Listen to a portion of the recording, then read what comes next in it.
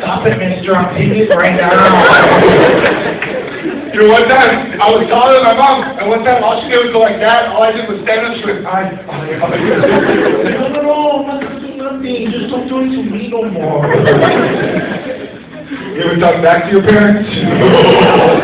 Oh, not to my mom, dude. One time my mom went like that, I went, stop it! I'm gonna call the police on you! You know what my mom said? Good, call the police, I'm gonna do this in front of them! Well, they all know what kind of a bad boy I had in this house. I said, damn, Mama, you bad. Mama, where say you from? Mama, where say you from? My mama said, I'm from nowhere. And you know what's adorable? 85–90% of you guys are cracking up. Most of you guys are like, oh my God, that's so big! But there's about 10–15% of you guys in here right now with your face like totally stone cold. You guys are looking around going, oh my gosh, did that really happen to you guys? Oh my gosh, you guys, that is not okay. Seriously, you guys, under no circumstances is that ever okay. You guys, we need hugs, not hits. You guys, we are in high school now. We have counselors available for you. I can refer you to a counselor. Oh my God. I share this with you for one reason and one reason only. I would like you to consider something. Your parents did the best job they possibly could with you. They ended up being the greatest gift my mama ever gave you. To have me fear and respect her more than I did the streets. The streets wanted me. There was a pull. I wanted to be in Charlotte Path, but I was literally more afraid of my mom than I was the streets. Had I listened to the trolls in the hood, I would have ended up in a gang or dead or in jail. But I listened to my mom and ended up being a college graduate, so I thank my mama every day. Thank you, my mom, for loving me. There's a mama in the bathroom that's going, that's right, tell her. Look, guys, I don't have much more time. I just wanted to come up here and share with you a few things. But listen. The fact that you guys are here enjoying this conference is a very special thing. The fact that you guys woke up and decided to come here is a beautiful thing. I would like you to consider that if you're in this room right now, listening to this empowerment comedy assembly at UCLA on a Saturday, I would like you to consider that you lead a blessed life.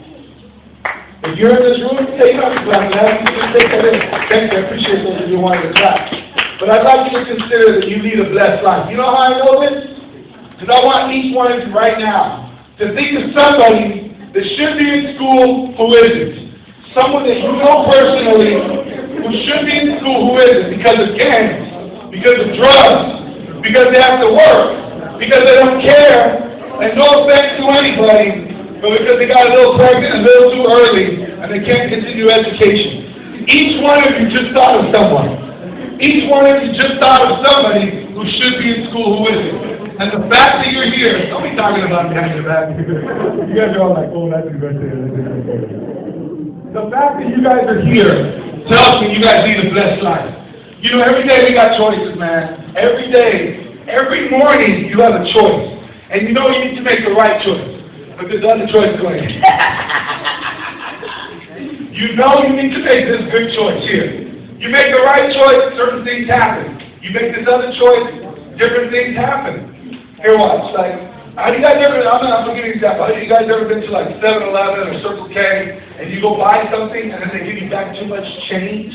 Never happened to you? It's like $7, you give them a 10, they're supposed to give you 3, and they give you $13 back. You're like,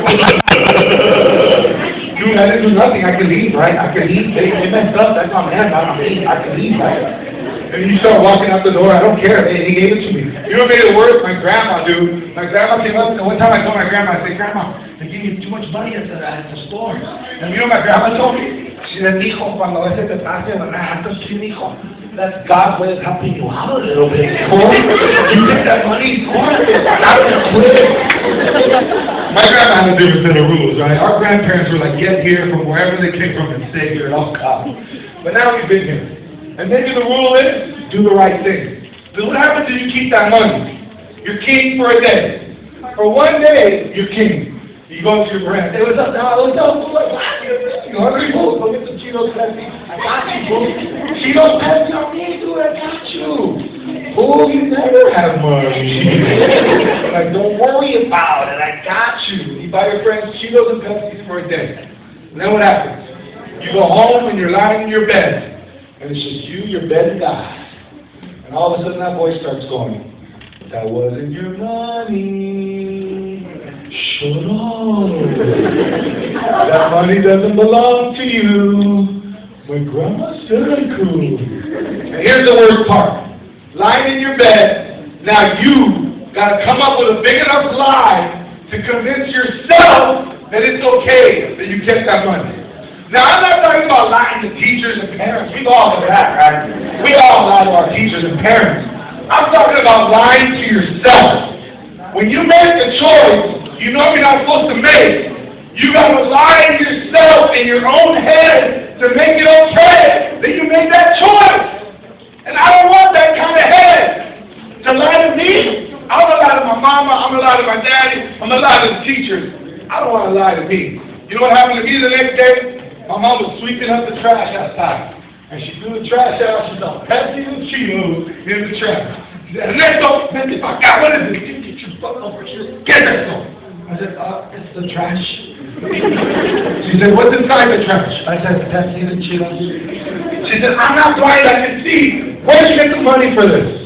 I said, the man at the store gave it to me. She said, I know I don't give you enough money to buy your stuff. Where'd you get it? I said, the man at the store gave it to me. Gave it to you? No, I went to the store and gave you back too much change. And what did you do? Well, my grandma said I could. What did you do? I kept it and I bought Cheetos and Pepsi for my friends.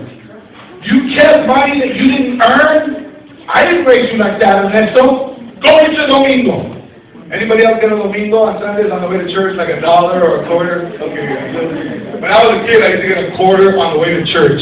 I saved up, I had $17, dude. I thought I was rich, right, bro? Back in the day, I had a little bit more money than it is now.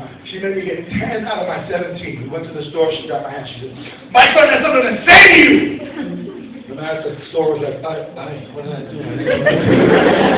No, he has something to say to you. I said, yesterday, I didn't do nothing and it was all your fault? So excuse me, I said, you gave me back too much change. He said, excuse me? I said, you were supposed to give me $3, you gave me $13. Here's your $10 back, sir. And I'll never forget the guy's look on his face. The guy looked at me and he went like this guy.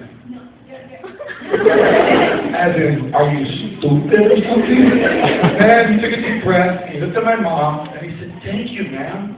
Thank you. I've owned this store for 20 years. I've never had a kid bring me back money.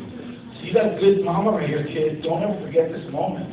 I remember walking out the store going, what was that all about? I didn't get the lesson right there. But I do know this.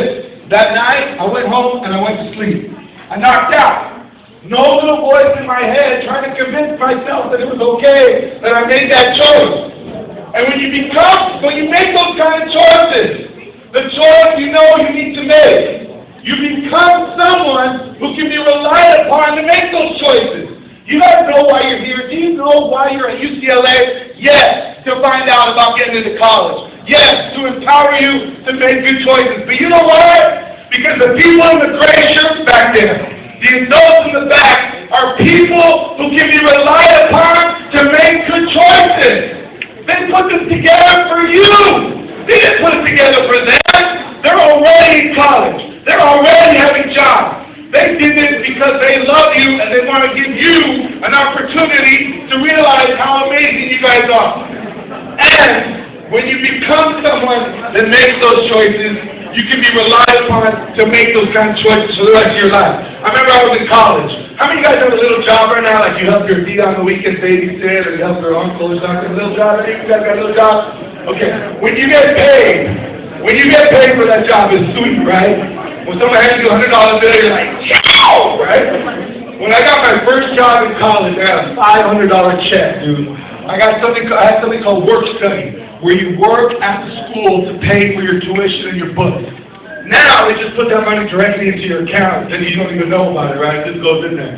But back in the day, they give you a check, so I had a $500 check. I go to the bank. I tell the lady at my bank, put $400 into my checking account and give me $100 back. The lady put $400 into my checking account and gave me $400 back. I was like, what? Dude, this is different than $13. This is $300 right here. Right? I can put gas in my car, pay my rent, get that Shakira CD I've been wanting. You know what I mean? And I actually started walking out the bank. My grandma said it's okay. My grandma said it's okay. My grandma said it's okay. Here's the weird thing that happened. I'm walking out of my bank. I have a checking account at my bank, right? As soon as I put my hand on the door to leave the bank, I pushed it open and I got that rush. You know that rush you get when you get away with something and nobody knows about it? You know that feeling?